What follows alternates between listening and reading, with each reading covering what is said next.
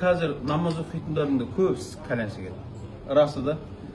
Намаз оқитын жігіттер жүреді, өздері сол кезде жамағат болып бөлінеді. Кальян шегетіндер ана жаққа кетеді, шекпейтіндер мына жаққа кетеді. Өзі ояқтың да өзі жамағаты бар өзінің. Енді жаңағы жігітпен сөйлесіп жатырмын да, солармен отырып сөйлесіп. Өзінше бұлақтың әңгіме айтып отырады ғой. Конкретно ақиқатпен жүресің ба? Жүремін дейді, шындықпен жүремін. Жүре алмайсың шындықпен.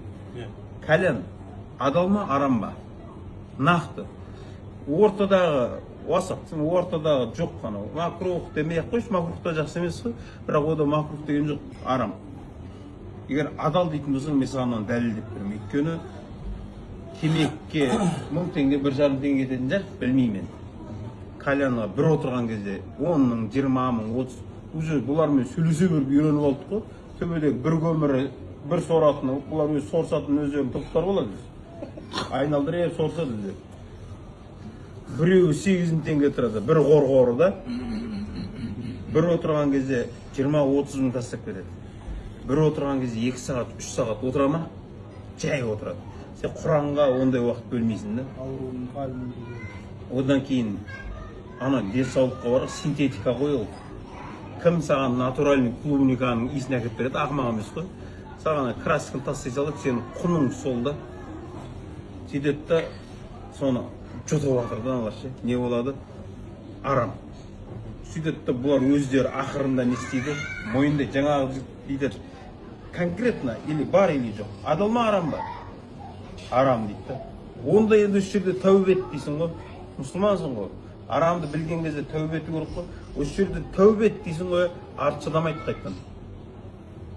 Шынымен ше, мықты жігіттер арты шыдамайды. Неге? Бейшаралар, олар уже нәпсілеріне жеңіліп қалған. Ол қайттан баратынын біледі ғой, ол задний береді. Мен айтамын, сен осыма сен шындықпен өмір сүрген, сен енді былай айтасың. Сен мынандай адамсың. Сен нәпсіңнің қалауымен жүресің. Нәпсің жат десе жатасың, тұр десе тұрасың. И ертең сен уағыз тыңдауға барған кезде де уже сен уағыздың өзін нәпсіңе қарап тыңдайсың. Жарқын келді десе сен бармайсың. Өйткені ана кальян досыңа тиіп қойымды мен.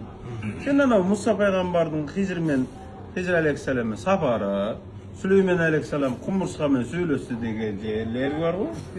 Ана бір жесір әйел тақуалық ұстаған, сондай уағыздар тыңдайсың.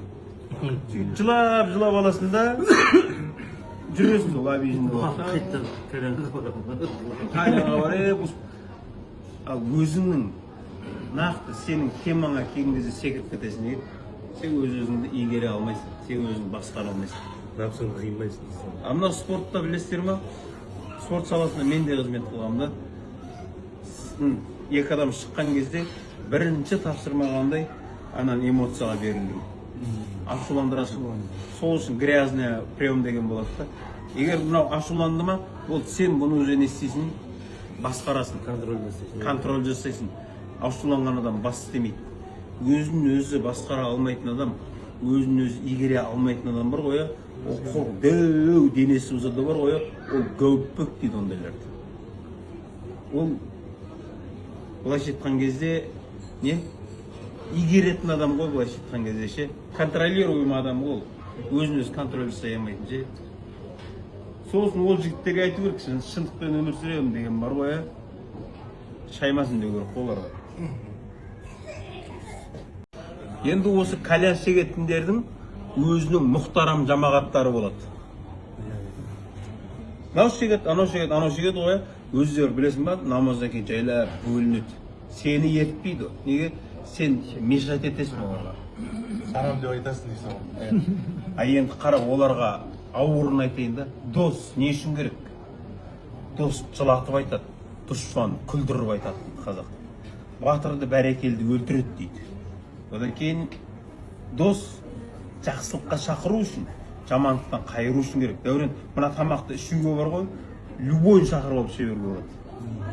Бұған партнер табылады.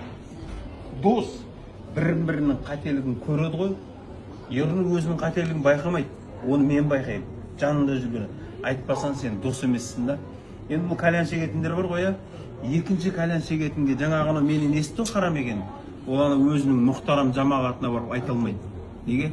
Өйткені ол өзінің партнерынан айырылып қалайын деп тұрсың ба? оған андай харам жейтіндер, сорсатындар керек қой. Кальян соратындар ше. Анаға айтайын деп тұр да, бірақ не, бұл қойып кетсе маған қиын болайын деп тұр ғой.